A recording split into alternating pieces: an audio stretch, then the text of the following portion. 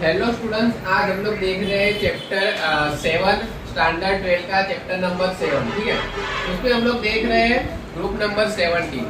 P block element में हमें generally कितने ग्रुप देखने हैं, तो group number 15, group number 16, group number 17 और ग्रुप नंबर 18। अभी हम लोग देख रहे हैं ग्रुप नंबर 17।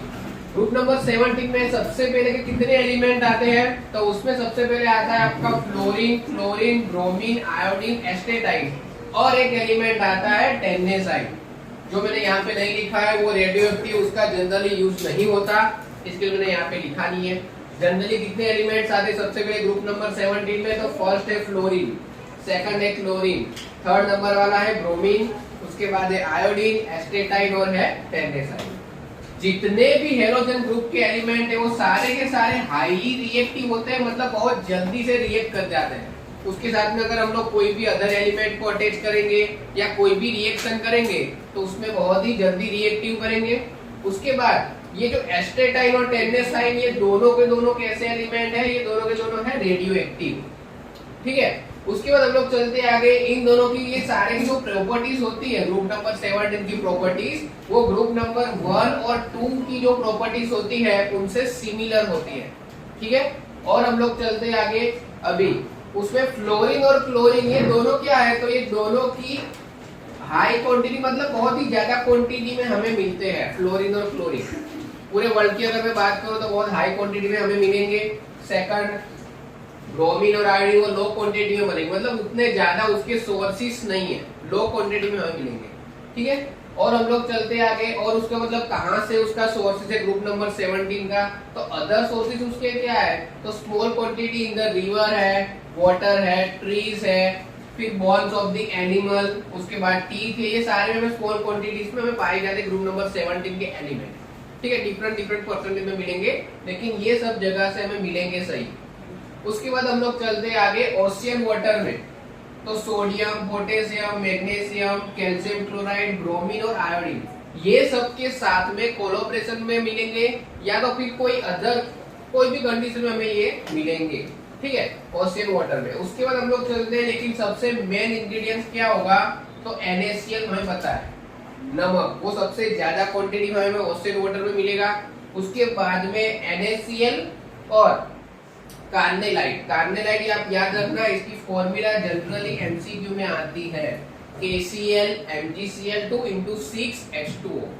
ठीक है, तो ये कार्नेलाइट और NaCl सबसे ज्यादा, अगर ओशियन वाटर में अगर मेरे को कोई कंपाउंड है जो सबसे ज्यादा मिलेगा, तो सबसे पहले आपको पता ही होगा कि NaCl, सेकंड अगर कोई है तो कार्नेलाइट। इसकी फॉर्मूला देख लेना, KCl MgCl2 × 6H2O।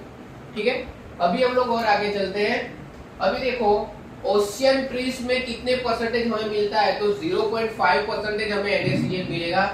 आगे चलते हैं, सॉल्ट पीटर में 0.2% सोडियम आयोडाइड मिलेगा।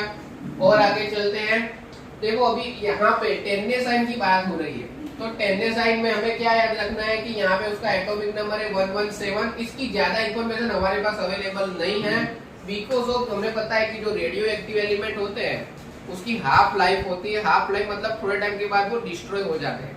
ठीक है, इसके लिए उसकी मतलब इतनी ज्यादा इंफॉर्मेशन हमारे पास अवेलेबल नहीं होती। तो ये जो टेन्नेसाइन है उसका एटॉमिक नंबर है 117, उसका मास कितना है 294। ठीक है, और उसकी इलेक्ट्रॉनिक कंफिगरेशन याद रख लेना, radon complete 5F4 6D 10 7H2 7P4।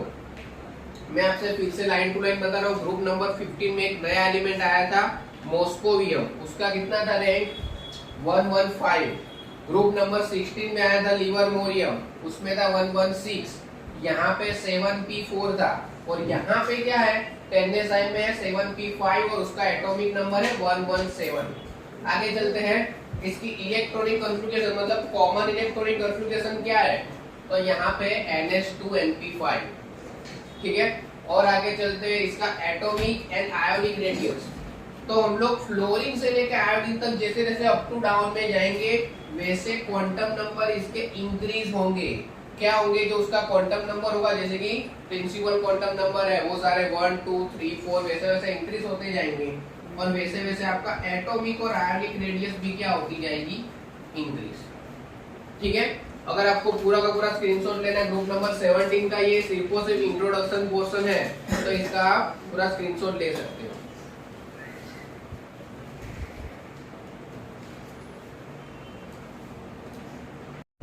Okay, चलो अभी हम लोग एटॉमिक एंड आयोनिक रेडियस देखने के बाद में आगे देखते हैं आयोनाइजेशन एंथैल्पी। तो ग्रुप नंबर 17 में जितने भी एलिमेंट है उन सारों की क्या होती है, आयोनाइजेशन एंथैल्पी हाई होती है। जैसे हम लोग अप टू डाउन में जाएंगे वैसे वैसे क्या होगा, एटॉमिक नंबर इंक्रीज, आपको पता है एटॉमिक नंबर इंक्रीज होगा तो आयोनाइजेशन एंथैल्पी क्या होगी, डिक्रीज। जैसे हम लोग अप टू डाउन में जाएंगे तो क्या होगा, सारे की एटॉमिक रेडियस बढ़ेगी, उसका साइज बढ़ेगा, जितना भी बॉन्ड का साइज बढ़ेगा वैसे उसको ब्रेक करने के लिए हमें कम एंथैल्पी देनी पड़ेगी, इसके लिए उसका आयोनाइजेशन एंथैल्पी क्या हो रहा है, डिक्रीज। आगे चलते हैं इलेक्ट्रॉन गेनिंग एंथैल्पी पे।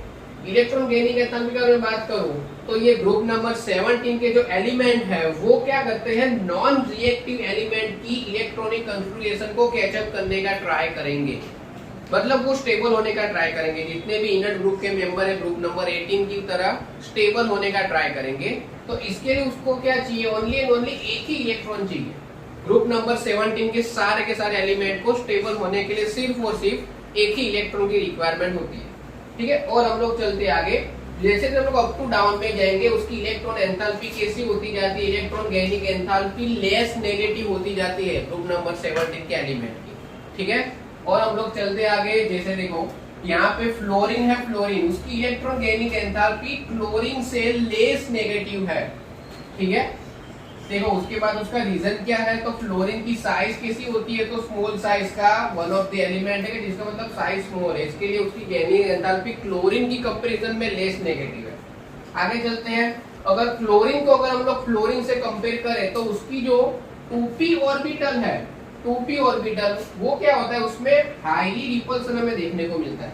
2p ऑर्बिटल में जितने भी इलेक्ट्रॉन फिलअप होंगे उसमें रिपल्सन की क्या होगा, रिपल्सन की प्रॉपर्टी ज्यादा हाई होगी। इसके लिए अगर मैं बात करूं तो यहाँ पे अट्रैक्शन इतना हाई देखने को नहीं मिलता है, अट्रैक्शन लो होगा। फिर से रिपीट कर रहा हूँ, ध्यान से सुनना। ये जो क्लोरीन है अगर उसकी हम लोग फ्लोरीन के साथ कंपैरिजन करेंगे तो उसकी जो स्मॉल 2p ऑर्बिटल है उसमें हाई रिपल्सन देखने को मिलता है। रीजन क्या है, यहाँ पे रिपल्सन हाई होगा तो इसमें अट्रैक्शन ऑटोमेटिकली क्या होता जाएगा, लो होता जाएगा। आगे चलते हैं, जैसे हम लोग अप टू डाउन में जाएंगे, जैसे हम लोग अप टू डाउन में जाएंगे वैसे वैसे क्या होगी, लेस इलेक्ट्रॉन गेनिंग एंथैल्पी क्या होती जाती है, लेस नेगेटिव। देखो यहाँ पे फ्लोरीन की सबसे हाई इलेक्ट्रॉन गेनिंग एंथैल्पी है।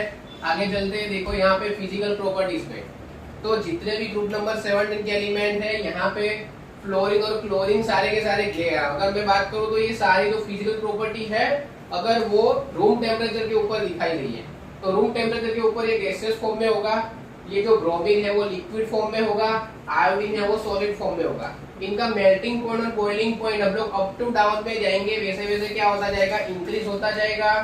सारे के सारे जो हेलोजन ग्रुप के जितने भी एलिमेंट है वो सारे के सारे क्या करेंगे, कोई ना कोई कलर को शो करेंगे। मतलब हम लोग ऐसा बोल सकते हैं कि ग्रुप नंबर 17 के सारे एलिमेंट मेजरली कलर्ड है, मतलब कोई ना कोई कलर ऑब्वियसली शो करेंगे।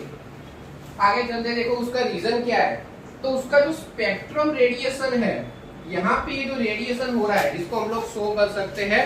वैसे ये जो उसका स्पेक्ट्रम रेडिएशन है वो जनरली क्या होता है, एमिट होता है। इसके लिए ये एमिट होगा रेडिएशन तो कोई ना कोई कलर शो करेगा, हमें दिखेगा।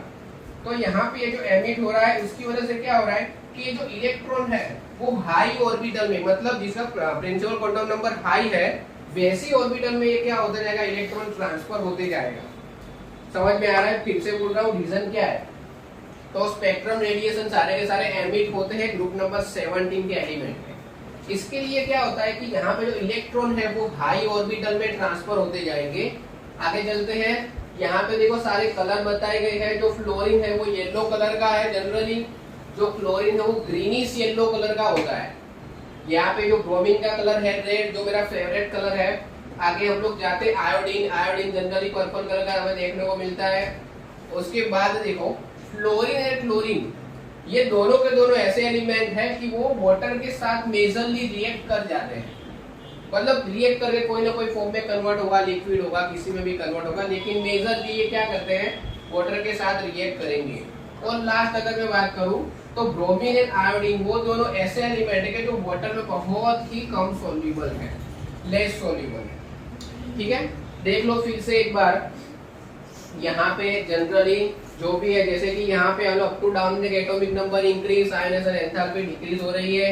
नॉन रिएक्टिव एलिमेंट मतलब वहां तक की इलेक्ट्रॉनिक कॉन्फ़िगरेशन अचीव करने के लिए सिर्फ और सिर्फ एक ही इलेक्ट्रॉन की कमी देखने को मिलती है हमें।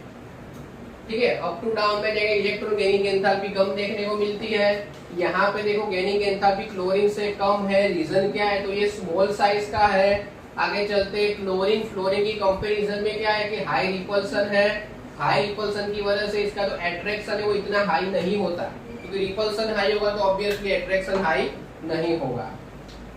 उसके बाद देखो जो फ्लोरीन है उसकी इलेक्ट्रॉन एंथैल्पी जितने भी बाकी के एलिमेंट है उन सब से हाई होती है।